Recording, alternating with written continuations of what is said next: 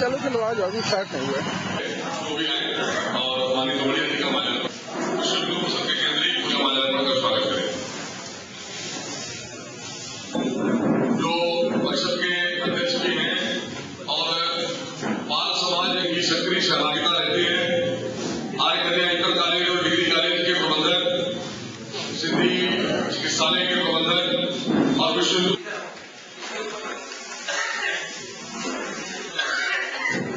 शिवनारायण जी, जो अपना उत्तर प्रदेश और उत्तरांचल ऐसा क्षेत्र है, विद्यार्थी और योगेश जी से निवेदन करूंगा जो संक्षेप में और अपने विचार रखें और उसके पश्चात हम सबको माननीय तोमड़िया जी का मार्गदर्शन हुआ। यह जो विषय है बहुत ही ज्यादा खतरनाक हमारे समय जो बदलाव हो चुका है। हमारे अंदर जो कोटे के अंदर ओबीसी आरक्षण हुआ करता था, तो आगे आना अनेक को रोका जाए। और समय क्या है कि हिंदू समाज को एकत्रित होकर एक मंच पे लाया जाए और हमें एक छात्र होने के नाते एक बार स्वामी विवेकानंद जी महाराज पूरे भारत में भ्रमण करते हुए अंतिम अवस्था में पहुंचते हैं, तो उन्होंने कहते हैं कि भारत को उत्तर से दक्षिण तक घुमा, पूरब से पश्चिम तक घुमा, और यहाँ पे विविध समुदायों के लोग मुझे मिले, अलग अलग भाषा की हिंदू गोमान भक्षण नहीं करता। परंतु मैंने अभी कुछ दिन पहले एक हिंदू भाई को या दलित सुने कहा था कि गाय कट रही है तो कटने को बी मॉडर्न जाओ। वो कह रहा था बी मॉडर्न हमारी तो था सोनिया गांधी जी, जिन्होंने कहा तुझे रचा है उसके प्रति अपने को जागृत करने का और हिंदू समाज को एक पुनः एकत्रित करने का यह समय है। अपने अंदर के ज्वाला को ऐसे नहीं था ना, ये जो कुचल में रचा जा रहा है कि ये जो हम हिंदू द्वैत दर्जे के नागरिक की नहीं है, हम इस भगवान के बाहर भी हैं।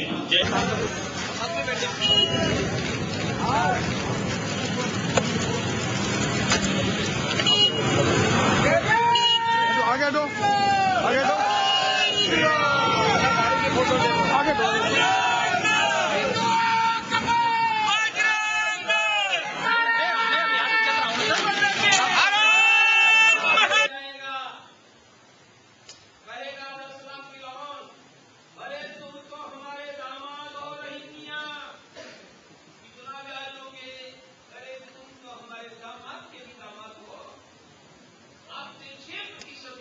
बिना मिल रही है, बोलो किसी हिंदू का धंधा टिक पाए? कोई आत्महत्या करनी है क्या? बोलो जिंदा रहना है या नहीं?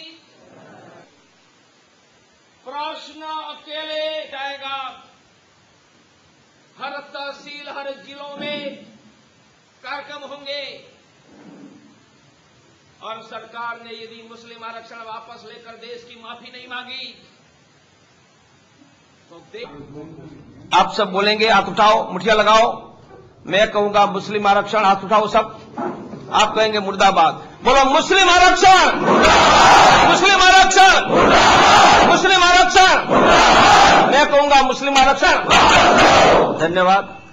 आप भारत के भैया, यह मुस्लिम आरक्षण भारत के संविधान की हत्या, देश को हिंदू मुसलमान में विभाजित करने वाला, देश का टुकड़ा करने वाला और हिंदुओं की रोजगारी शिक्षा लूटने वाला है।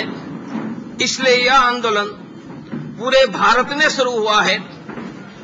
चुनाव है वहां भी होगा और चुनाव नहीं है वहां भी होगा। कौन सा राजनीतिक दल क्या करेगा, उनकी चिंता किए बिना गांवों तक, गलियों तक हिंदुओं को अपने लोकतांत्रिक अधिकार के लिए जगाया जाएगा। प्रश्नों का उत्तर तो 2 महीने के बाद भी हम देंगे। आज हमारे घर में डकैती पड़ रही है तो मैं मेरे घर की रोटी की रक्षा तो कर लो, फिर रोटी में भ्रष्टाचार है उनके बारे में बाद में लड़ूंगा। लेकिन भाजपा उतना ज्यादा मुस्लिम आरक्षण में अपनी तेवर को नहीं दिखा रही है। प्रवीण तोगड़िया का तेवर देख लिया ना, यही तेवर हिंदुस्तान के तेवर होने वाले हैं। इसलिए कौन का राजनीतिक दल क्या करेगा? जो राजनीतिक दल मुस्लिम आरक्षण के विरुद्ध एसटी, एससी, ओबीसी और ओपन मेरिट के साथ नहीं रहेंगे, वह राजनीतिक दल भारत की राजनीति में मार्जिनलाइज हो जाएंगे। बोलेंगे नहीं। डिवीजन कभी तक लेकर के बात करते रहे हैं, लेकिन उनका कल जो बैठे हुए उस पर क्या अरे मेरे भाई, कलकत्ता के स्टेट्समेंट्स के प्रोग्राम में वो मेरे बगल में भी बैठे थे। कोई स्टेटमेंट के नेट पर देख लो। इसलिए कौन किसके साथ बैठा है वह ज्यादा महत्व का नहीं है। हमारे घर में आकर डकैती डाल रहे हैं। सभी हिंदुओं के घर में सरकार और मुसलमान मिलकर हमारी रोजी रोटी शिक्षा छीन रहे हैं। वह किनके फोटो कहां छपे उनसे ज्यादा महत्व का है। बीजेपी का जो दिखा है उस चेहरे को क्या कहेंगे? अरे मैंने कहा डॉक्टर तोगड़िया जैसे हिंदुओं के आक्रामक नेताओं के साथ भी वो बैठे थे स्टेटमेंट में प्रोग्राम में कलकत्ता में। अब बीजेपी के अंदर बाबू सिंह कुशवाहा और बादशाह सिंह जैसे मंत्रियों को दिया जा रहा है और विधानसभा में टिकट दिए जा रहे हैं। इसको क्या मानते हैं कि बीजेपी में भी दागियों की लाइन लगी? मेरा यह कहना है सपा बसपा अपना दल बीजेपी सब ये देश की एसटी एससी ओबीसी के घर में मुसलमान आरक्षण की डकैती डाली है, उनके लिए मिलकर खड़े हो जाए, वही सभी राजनीतिक दल की प्राथमिकता होनी चाहिए, ऐसी मेरी मांग है। दागी हिंदू आ जाए तो वो ले लिया जाए लेकिन मुसलमान नहीं लिया जाए। मैंने ऐसा नहीं कहा है। मैंने यह कहा है कि सभी राजनीतिक दलों की प्राथमिकता एसटी एससी ओबीसी के घरों में मुस्लिम आरक्षण की डकैती है, उनसे हमारी रोजी रोटी की रक्षा करने की होनी चाहिए। बाकी सब मुद्दे पीछे छोड़ दिया जाए। एक दिग्भ्रमित नहीं है, पूरी सरकार दिग्भ्रमित है। भाजपा को राम मंदिर याद आया। कल गडकरी जी ने हमारी तो जबान में राम है, हमारे तो व्यवहार में राम है, इसलिए हमारी बात पूछो तो हम तो राममयी हैं। भाजपा की ये सियासी चाल क्या है? हर इलेक्शन में कांग्रेस से जुड़ रहे हैं। इसलिए पिछड़ों की शिक्षा नौकरी में छीनकर मुसलमानों की भागीदारी करवा रहे हैं, इसीलिए सोचना पड़ेगा। राहुल के आने से आपको ऐसा नहीं लगता है कि जो पिछड़ा या दलित हिंदू समाज है वो कांग्रेस से जुड़ रहा है राहुल को देखते हुए? मैं तो इतना कहता हूं कि उनके आने से ओबीसी की रोजगारी छीनकर मुसलमानों को देने का काम किया है। इसलिए सोचा जाए कि हमारे घर में डकैती डालने वालों के साथ हम कैसा व्यवहार करेंगे। राहुल में डकैती है। कौन? राहुल डाल रहे हैं। राहुल और केंद्र सरकार। इसलिए हमारे घर में डकैती डालने वालों को कितना व्यवहार करना वह सब लोगों को सोचना पड़ेगा। मुस्लिम आरक्षण में डकैती है।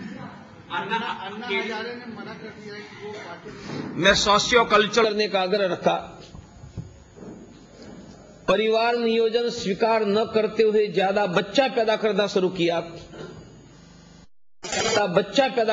किया, और जो 3 करोड़ थे वो 15 करोड़ हो गए, और यह 15 करोड़ मुसलमानों ने मुस्लिम वोट बैंक बना ली। यह समस्या का पहला मोड़ है। राजनीतिक दलों के अधिकांश नेताओं ने मुस्लिम वोट बैंक के सामने ऐसे घुटने टेक दिए हैं जैसे 1940 में मुसलमान और मोहम्मद अली जिन्ना के सामने कांग्रेस ने घुटने टेक दिए थे। 1 करोड़ रुपया पैसे दिया। मेरे साथ सब बोलो 1,43,396 करोड़ रुपया। 1,43,396 करोड़ रुपया। बोलो या हमारे घर में लूट है या नहीं? ये कमीनी सरकार ने क्या बैंक की ब्रांच खुलवाई है क्या? उन्होंने निर्णय करके 2,448 ब्रांच बैंकों की मुसलमानों के बीच खुलवाई है। क्यों शेड्यूल कास्ट के एरिया में बैंक नहीं? क्यों कुर्मियों के, यादव के, गुर्जरों के, जाटों के, सैनी के, पाल के एरिया में बैंक की ब्रांच नहीं? प्रश्न बैंक की ब्रांच का नहीं है। ये ब्रांच क्या करेगी? तो मैं दूसरा रिजर्व बैंक का सर्कुलर पढ़ता हूं। एक बैंक मानो 100% लोन देती है, मानी 1 लाख करोड़ का, तो कितने % किसको देना वो रिजर्व बैंक गाइडलाइन देती है कि उनमें से 5% महिला को देना पड़ेगा। मेरे साथ सब बोलो, बोलो 1,43,396 करोड़ रुपया। 1,43,396 करोड़ रुपया। बोलो या हमारे घर में लूट है या नहीं? ये क्या मनमोहन सिंह तेरे बाप के पैसे है क्या? यह टैक्स पेयर का है और ये टैक्स डॉक्टर प्रवीण तोगड़िया भी भरता है। यहां बैठे हुए बहुत लोग भरते होंगे। ये टैक्स के पैसे गरीब को दे तो समझ में आता है, किसान को दे तो समझ में आता है। 1,43 करोड़ रुपया मुसलमानों को देने का अर्थ है कि टैक्स भरेगा हिंदू और बच्चा पैदा करेगा मुसलमान,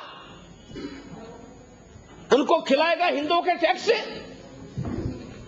मैं आगे बढ़ता हूं, मेरे साथ बोलो 58,07,000